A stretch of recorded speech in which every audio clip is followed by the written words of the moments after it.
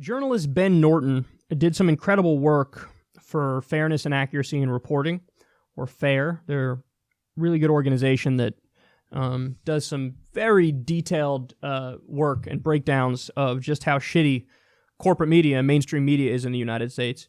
So look at this. MSNBC ignores catastrophic U.S.-backed war in Yemen, finds Russia 5,000 times more newsworthy.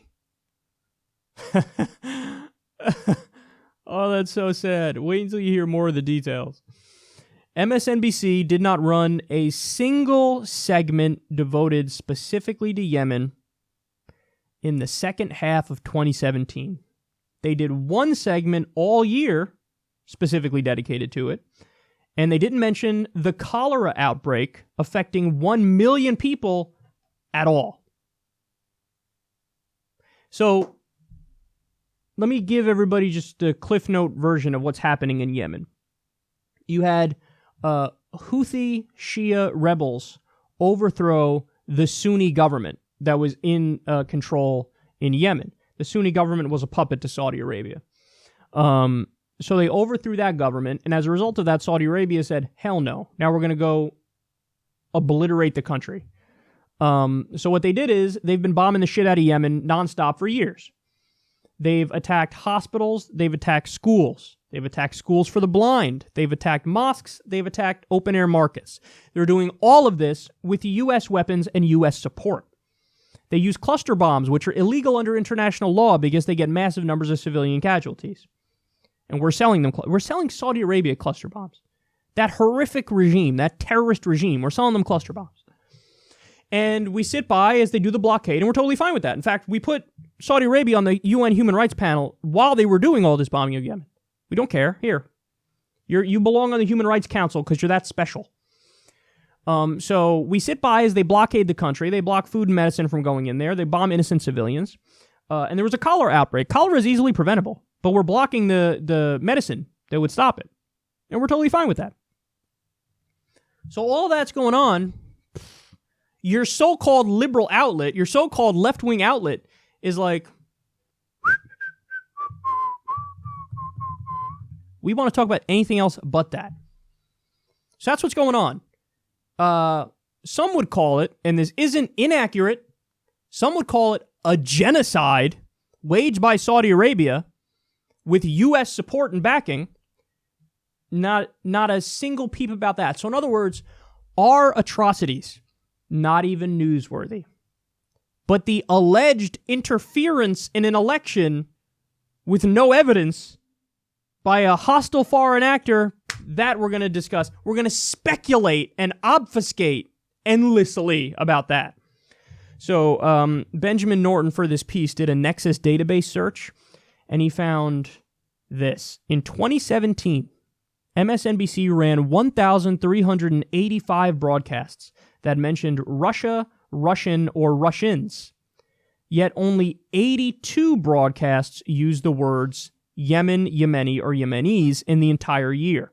Moreover, the majority of the 82 MSNBC broadcasts that mentioned Yemen did so only once in passing, often simply as one nation in a longer list of nations targeted by President Trump's travel ban. Wow. He continues, the day after Christmas featured an onslaught of Russian coverage. On December 26th, the words Russia, Russian, or Russians were uttered a staggering 156 times in the broadcasts from 5 p.m. to 11 p.m. The following is the breakdown of the number of mentions of Russia. 33 times on MTP Daily, I guess Meet the Press Daily, at 5 p.m. 6 times on The Beat. 30 times on Hardball. 38 times on All In with Chris Hayes, 40 times on Rachel Maddow, 9 times on The Last Word with Lawrence O'Donnell. Ari Melber was filling in for him. On this one day, MSNBC mentioned Russia almost twice as many times in 6 hours of coverage than it mentioned Yemen in all of 2017. This isn't a serious media outlet. Fox News is the propaganda arm of the Republicans. MSNBC is the propaganda arm of the Democrats. Now, you need to understand that doesn't mean they're a liberal network. That doesn't mean they're a progressive network. That doesn't mean they're a left network. It means they're a Democratic Party network. Who controls the Democratic Party? The corporatists, the establishment. So that's why you get a picture painted of the world that is right in alignment with what the neoliberals and the corporate Democrats believe. That's why you have wall-to-wall coverage, speculation, obfuscation, deflection about Russia, daily basis, conspiracy mongering. They don't focus on, listen, if you want to say, hey, there might be financial corruption with Trump and Russia, totally. Because there's financial corruption with Trump and Saudi Arabia, Trump and Israel. Russia's not above the fray, of course. There could be financial corruption, no doubt. They don't talk about it like that. Putin's puppet, Manchurian candidate, his bitch, doing his bidding, yada, yada. No evidence of any of it. So, conspiracy monger all day long. When you do outrage about Trump, what do? Well, we just saw it. He said shithole countries. Oh, how dare he? So talk about his naughty language. Talk about how he breaks decorum and he's not polite. Don't talk about policy. Don't talk about policy. And most importantly, don't talk about policy that the Democratic Party was complicit in as well. Guess what? Barack Obama was complicit in the slaughter of Yemen as well. That was going on under him. They sold Saudi Arabia weapons.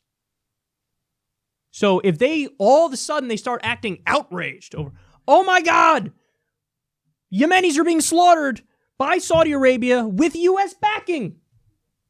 People will go, whoa, whoa, whoa, whoa, whoa. You didn't care about this issue under Obama now, did you?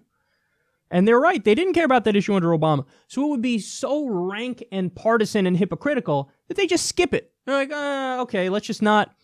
We're all for the slaughter of Yemen, right? And we're all for continuously arming Saudi Arabia because hashtag neoliberalism, right?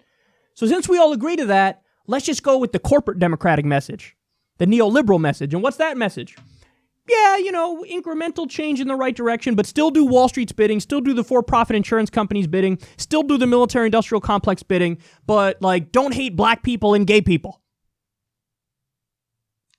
That's what MSNBC is at their core. Cover Russia more in one day than they cover Yemen all year.